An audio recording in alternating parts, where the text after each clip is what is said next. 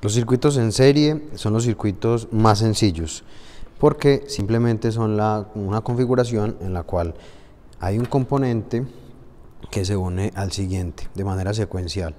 Por ejemplo, en este diagrama tenemos una fuente de voltaje, que sería una batería, una pila. Luego vamos a tener una resistencia inmediatamente después, luego vamos a tener otra resistencia, luego otra, y luego se cierra el circuito. Entonces un circuito en serie. ¿Por qué? Porque todos sus componentes están organizados de manera secuencial. Entonces vamos a nombrar a cada una de las resistencias. Son 3 resistencias, R1, R2 y R3, y una fuente de voltaje. Listo. Características de un circuito en serie. La primera característica es que la corriente total, recuerden que la corriente se establece solamente cuando hay una fuente de voltaje, y que esa fuente de voltaje determina que exista una diferencia de potencial. Al haber una diferencia de potencial, entonces empieza a generarse una corriente eléctrica, un flujo de carga, si se quiere decir así. Por lo tanto, en este tipo de circuitos, la corriente total del circuito va a ser igual a la corriente 1, a la corriente 2 y a la corriente 3. ¿Esto qué quiere decir? Que la corriente que pasa por acá es igual a la corriente que pasa por acá y es igual a la corriente que pasa por acá. En otras palabras, la corriente que pasa por un circuito eléctrico en serie siempre es igual, siempre es igual. Segunda característica. En cuanto al voltaje, el voltaje es un poquito diferente, ¿cierto? Porque lo que pasa con el voltaje total es que ese voltaje se va dividiendo, ¿cierto? Se divide conforme pasa por cada una de las resistencias. Entonces aquí pasa un voltaje, aquí pasa otro y aquí pasa otro. Serían diferentes porque se va gastando, se va dividiendo.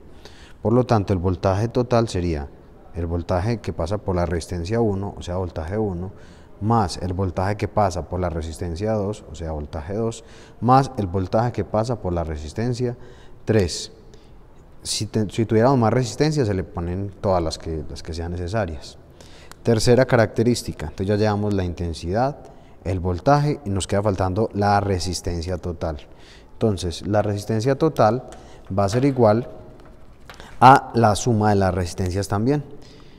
¿Por qué? Porque se sumarían, ¿cierto?, el valor de cada una de las resistencias para hallar el resultante o la resistencia total. Entonces sería resistencia 1 más resistencia 2 más resistencia 3. ¿Listo? Entonces esas son las 3 características principales de un circuito en serie. Repitiendo, entonces sería la primera: la corriente que pasa por cada uno de los dispositivos de un circuito en serie es igual, siempre es igual. Entonces aquí la corriente es igual a la que pasa por acá, a la que pasa por acá y a la total, son iguales. El voltaje se divide, por lo tanto el voltaje total, el voltaje definitivo de todo el circuito va a ser igual a la suma de cada uno de los voltajes, en cada una de las resistencias. Y la resistencia total va a ser igual a la suma de cada una de las resistencias que tenga el circuito en serie. Y como último asunto importante en este circuito, hay que recordar que si uno de los dispositivos de un circuito en serie se daña, se corta, los demás dejan de funcionar. ¿Listo? ¿Por qué? Si yo hago un corte en este punto, ya la corriente eléctrica que estaba fluyendo así, o sea, la corriente eléctrica no va a poder continuar. ¿Listo? Acá se rompe, entonces no continúa.